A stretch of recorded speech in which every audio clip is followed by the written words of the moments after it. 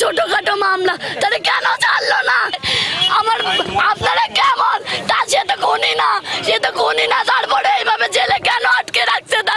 তার স্ত্রী কষ্ট সহ্য করতে না পারে। আমার বোন, আমার একটা বোন, আমার একটা ভাগ্নে আত্মহত্যা করছে, কত কষ্ট নিয়ে মরছে।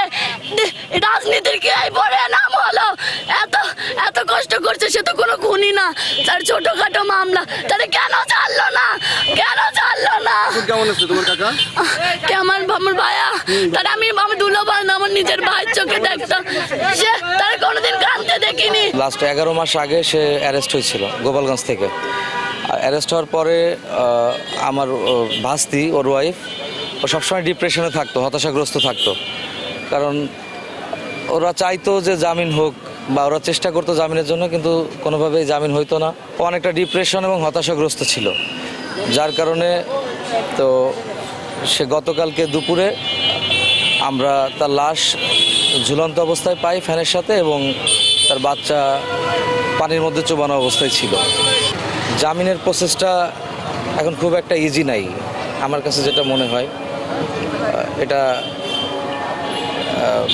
হয়তো সরকার দেখবে বা প্রশাসন দেখবে কিভাবে করা যায়। কালকে আমরা আবেদন করছিলাম, তো আমাদেরকে কোনোভাবে আর কি ফেরোলে বাইকে মুক্তি দেওয়া হয়নি।